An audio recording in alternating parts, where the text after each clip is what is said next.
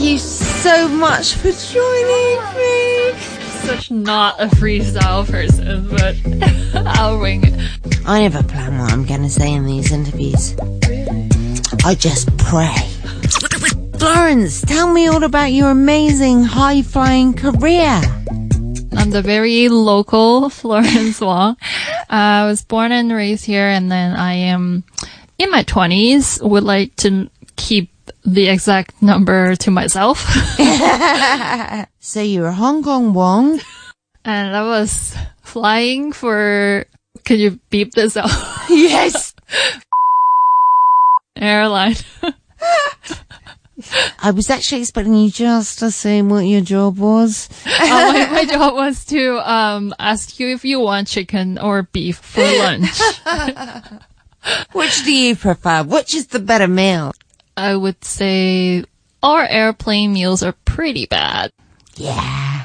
It's really a young person's job, as in you can kind of redirect your interest to traveling the world and try to forget about the fatigue, because once you get older, it's harder for you to steer away from the fatigue that's on your body, that's accumulated. This kind of lifestyle, it kind of gets you a little bit robotic. Because I had gotten the job pretty much round one, I thought I was super. I wanted to be an air stewardess. It's like having a dream wedding. They have their wedding book. I would say, like, mentally, I'm a hindsight person. Oh, I like that. A hindsight person. Yeah. So at first, I didn't quite feel my ego being stroked. And then I felt my ego being stroked. I'm like, ooh. Your personality would come into play a lot. I would say I've always been someone that gets over her interests quite quickly. I also suffered from sciatica. Oh, at the what's end. that? It's how your hip is tilted, or your pelvis. One of the nerves gets pinched from the pelvis. It kind of shoots down to your leg, so that you would get pain or even numbness. So at one point I couldn't use my left your leg. hip? Oh my god. Then I wear shoes of some height. Why don't they let air stewardesses wear trainers? It's supposed to be easy on the eye. Yeah, but if your legs start swelling up and you're in terrible pain, trainers are really easy on the thigh. So, do you take it in turns to work in the first class cabin? I stayed in economy, being close to everyone. But I did once, luckily, I think they might have made roster mistake. I was shadowing bathroom assistants for first class. Yeah. Because they're too pissed to go to the bathroom by themselves, or? No, they're not. In first class, they actually have 2 bathrooms for, I think, 8 people. 8 people in the bathroom? No, 8 What? people, 8 seats in first class. They would have a timetable. Yeah. And then the bathroom assistant would, like, politely ask them, oh yeah, when would you like to use your shower? Because they would prepare, like, pajamas and, like, a whole set of things, literally like a spa experience. Yeah. They want to make it into a spa experience as much as possible. So you barricaded yourself in and spent the entire flight sparring in the carsy.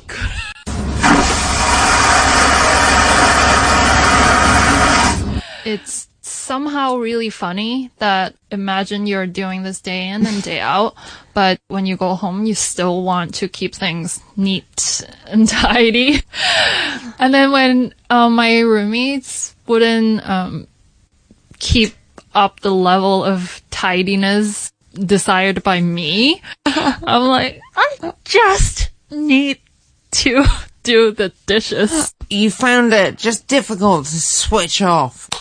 I don't think many people around me really can understand why it's so important. Like, when I'm into it, it's really important. Important like using the loo. So it must make you feel a bit manic. Whenever I'm travelling any sort of distance, really, I always end up a bit manic. Part of it's the excitement of going away, and the other part is just not taking medication at the same time. I thought I was just being really efficient. Yeah. I run my life really perfectly. Whenever I pack for my trips, I use those like little IKEA fold-over boxes because those are kind of malleable, so you could squish a little bit, but also categorize what kind of stuff you want. Like, this little one is for a scarf and gloves, and you just switch it out. So I never thought it was an illness, I guess. Yeah. Why would you? When I see other people's. You would die if you saw the way I do my packing, Florence. First, you'd need a tetanus jab, then you would die. I don't, like, look down on people, but I'm like, I honestly can't function. How can I live like that? Yeah. Beats me. My doctor would say that my anxiety is a form of agitation. So I guess cleaning the house is an example. And my plan was to do my dishes or just have this kitchen clean. And then I realized that, oh my God, like, I'm not easy to live with. I don't know. I think you sound like a dream. How open are you about your mental health condition? I guess I haven't been like a spokesperson. Yeah, So, yeah. Why should you? Hong Kong, in a lot of ways, is really diverse. When you find the right group of people, there is the solidarity. But trying to explain one day of sick leave would, give you a lot of pressure. Asian culture also, it's even shameful to talk about it. Yeah. Right? Because, that means you're not as successful. It's just hard for your family, and you're a girl. It's hard for your family to marry you off. Have you ever felt shame about your mental illness? My mom has a habit of like reacting to every single little detail. So I just only care about my family. I don't want to give them a view of me getting worse and worse in health. So I have learned to only inform them when it's necessary, because it's gonna create like secondary pressure. Yeah, sure. Pretty much like the more Western you go, people are just okay with being crazy.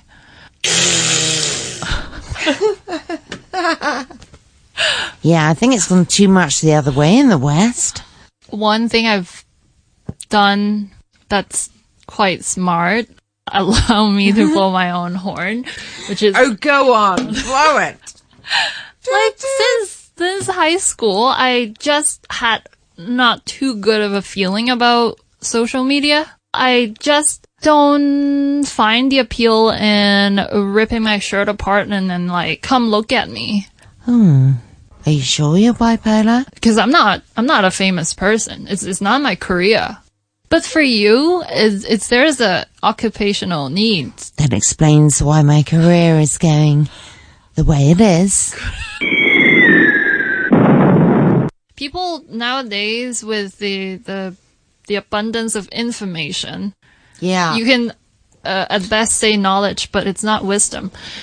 They have an abundance of information, but they haven't really digested a lot of it. In the end, it's either going to be tribalism or just marginalization. You may work in the air, Florence, but you've got your feet firmly on the ground.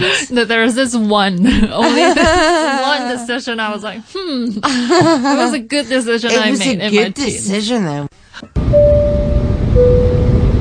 Sometimes I feel a bit trapped, and on the depressed days, it's irrational, the feeling, because I know there are people, they're not monsters. I could go out if I just want to but somehow,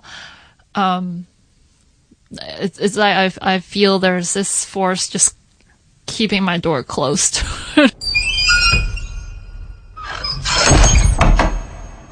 What helps? I would have friends that just kind of drag me out and take me onto the mountain to hike. If I just kind of do like SOS on my phone. Yeah, they're straight round with a pair of walking boots, some Kendall mint cake, and a map. We should definitely start a bipolar Hong Kong hiking club. I really like this.